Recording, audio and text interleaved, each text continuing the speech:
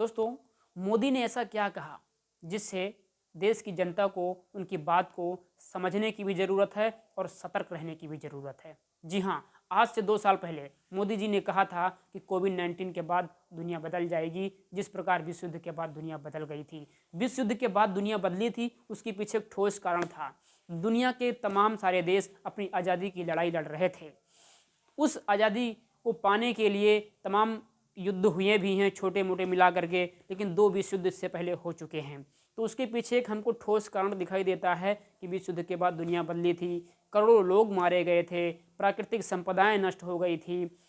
तो इस प्रकार उसके पीछे एक ठोस कारण है। लेकिन कोविड-19 के बाद दुनिया बदल जाएगी, उसके पीछे क्या ठोस कारण है, अभी तक हमारे देश के प्रधानमंत्री मोदी ने इस देश को नहीं बताया है, बल्कि सिर्फ और सिर्फ कोरोना को ही जिम्मेदार ठहरा दिया है। दोस्तों, ये बात 2 साल पहले की भी है कि संसद भवन में भी उन्होंने कहा था, न्यू वर्ल्ड ऑर्डर का जिक्र किया था। द्वितीय विश्व युद्ध के बाद विश्व में बहुत बड़ा बदलाव आया। एक नया वर्ल्ड ऑर्डर जिसमें हम सब लोग जी रहे हैं। कोरोना काल के बाद विश्व एक नए वर्ल्ड ऑर्डर की तरफ, नई व्यवस्थाओं की तरफ बहुत तेजी से आगे बढ़ रहा है। न्यू वर्ल्ड ऑर्डर है क्या, उसमें क्या है, उसे कौन इनिशिएट करेगा, हम न्यू वर्ल्ड ऑर्डर में जी रहे हैं तो क्यों जी रहे हैं, इसके पीछे क्या उद्देश्य है, यह भी हमारे देश की जनता को नहीं बताया गया है। एक और बात जो मोदी जी ने कही थी कि हम एजेंडा 2030 को पूरा कर रहे हैं। दोस्तों, यह भी देश की जनता को नहीं बताया गया कि आखिर एजेंडा 2030 है क्या। दोस्तों, एक बात बताइए, देश में लॉकडाउन लगने वाला था, किसी को नहीं पता था। नोटबंदी होने वाली है, किसी को नहीं पता था। इमरजेंसी लगने वाली है, किसी को नहीं पता था। लेकिन राम मंदिर बनने वाला है, पूरी दुनिया को पता हो गया था। धारा 370 हटने वाला, पूरी दुनिया को पता था। इसी प्रकार ट्रिपल तलाक हटने वाला, पूरी दुनिया को पता था। टेलीविजन पर डिबेट हुए, यहाँ तक कि जब नोटबंदी हुई, इस बात को समझना, जब नोटबंदी हुई तो सिर्फ नोटबंदी ही नहीं हुई, नोटबंदी करने से पहले बाकायदा इसकी प्लानिंग की गई है। 2000 और 500 के नोट छापे गए हैं। फिर उन नोटों को छापने के बाद बैंकों में, एटीएम में, डाकघरों में पहुंचाए गए हैं। फिर और प्लानिंग की गई है कि पब्लिक कहां कहां पर सबसे ज़्यादा जाती है, कहां कहां पर हम पुराने नोटों को मान्य कर सकते हैं लेने के लिए। तो पेट्रोल पंप को फ्री कर दिया, पेट्रोल पंप को फ्री कर दिया कि यहाँ पर भी आप पुराने नोटों को दे करके डीजल पेट्रोल भरवा सकते हैं। दोस्तों, ये बहुत ही प्लानिंग के साथ किया गया है। ठीक उसी प्रकार जब हमारे देश को लॉकडाउन की जलती भट्ठी में झोंक दिया गया, देश के लोगों को ताली और थाली बजवाया गया, देश की जनता का आस्था और विश्वास का गलत फायदा उठाया गया है। दोस्तों, सब कुछ एक प्लानिंग के तहत हो रहा है। सब कुछ क्या होने वाला है, क्या होगा, ये कोई नहीं जानता सिवाय सरकारों के। मैं बस इतना कहना चाहता हूँ कि आप सजग हो जाइए, होशियार हो जाइए।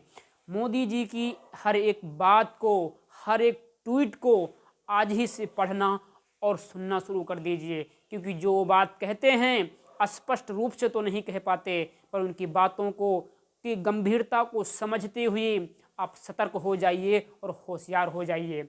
ये 3 बातें आप ध्यान रखना कि जो मोदी जी ने कही है कि जिस प्रकार विश्व युद्ध के बाद दुनिया बदल गई थी, ठीक उसी प्रकार कोरोना के बाद दुनिया बदल जाएगी। दूसरी बात कि हम एजेंडा 2030 को पूरा कर रहे हैं। तीसरा, हम न्यू वर्ल्ड ऑर्डर में जी रहे हैं और भारत भी इससे अछूता नहीं रहेगा। दोस्तों, ये तीनों चीज़ें क्या हैं, इसकी पूर्ति कैसे होनी है, इसके पीछे किसका हाथ है, इस बात को आप जानने का, समझने का प्रयास कीजिए। एजेंडा 2030 हाथी के दिखने वाले 2 दांत की तरीके से है। जो हाथी का जो दांत दिखाई देता है, वह लक्ष्य तो हमारे सामने रख दिया गया है, सतत विकास लक्ष्य का, जिसके हम एजेंडा 2030 के नाम से जानते हैं।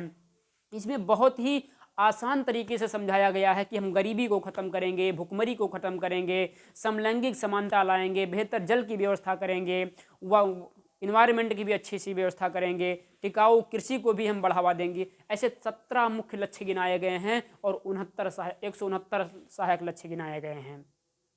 यह देखने में, सुनने में कितना अच्छा लगता है, परंतु देश को आज़ाद हुए 75 वर्ष हो गए हैं। 75 वर्ष से न गरीबी हटी, न बीमारी हटी, न बेरोजगारी, न भुखमरी, न भ्रष्टाचार, न अन्याय, न शोषण। कुछ भी नहीं घटा और लगातार इनकी दरों में वृद्धि देखने को मिल रहा है। 30 मई 2014 को $1 के बराबर 59 रुपया 28 पैसे था और आज $1 के बराबर 81 रुपये। फ़र्क साफ है, महंगाई, रुपया गिरता जा रहा है, डॉलर मजबूत होता जा रहा है। अब आप बताइए कि गरीबी कैसे हटेगी, भुखमरी कैसे हटेगी, बेरोजगारी कैसे हटेगी। जाते जाते एक बात और कहना चाहता हूँ कि आपको सरकार से एक डेटा मांगना चाहिए कि राज्य को और केंद्र सरकार को कुल कितने सरकारी कर्मचारी चाहिए, अर्थात राज्य सरकार के और केंद्र सरकार के अधीनस्थ कितने सरकारी कर्मचारी हैं। दूसरे शब्दों में कहें तो कुल कितने सरकारी वैकेंसीज हैं, टोटल चपरासी से लगा करके आईएएस डिप्टी कलेक्टर तक कितने सरकारी वैकेंसीज हैं। मेरा यकीनन मैं कह सकता हूं कि 2 से 2.5 करोड़ ज़्यादा से ज़्यादा इनके पास नौकर होंगे, सरकारी कर्मचारी। उस 2 से 2.5 करोड़ सर्विस के लिए हमारे देश का 40 करोड़ युवा दर दर की ठोकरें खा रहा है। 30 साल 32 साल ऐसे बर्बाद कर दे रहा, रात भर जाग जाग करके किताबों के पन्ने पलट पलट करके। आंखें खोलिए, बिजनेसमैन बनिए, स्किल सीखिए और होशियार हो जाइए। एक और चेतावनी वाली बात कही थी, आत्मनिर्भर भारत। ध्यान दीजिए, आत्मनिर्भर भारत तभी बनेगा जब भारत के लोग आत्मनिर्भर होंगे। इसलिए स्किल पर आइए। अगर आप बैसाखियों के सहारे चलना नहीं छोड़ेंगे तो आपको जिंदगी भर बैसाखी नहीं मिलने वाली है, वो भी आपसे छीन लिया जाएगा। ये सरकार तानाशाही सरकार हो चुकी है। सिर्फ इसी सरकार की मैं बात नहीं कर रहा हूँ। देखो, गोरे अंग्रेजों की ताकत का राज क्या था? गोरे अंग्रेजों की ताकत का राज था सेना का निर्माण और कानून, और इनका उपयोग अपनी सुरक्षा सुनिश्चित करना था और गरीबों का शोषण करना, देश की संपदा को लूटना था। देश में क्रांतिकारियों द्वारा सकारात्मक आंदोलन हो रहे, सकारात्मक परिवर्तन के लिए आंदोलन किए जा रहे, आंदोलनों का दमन करने के लिए इनका उपयोग किया जाता था। ठीक आज वही चीज़ हमारे देश के काले अंग्रेज भी कर रहे हैं। वंदे मातरम, जय मातृभूमि।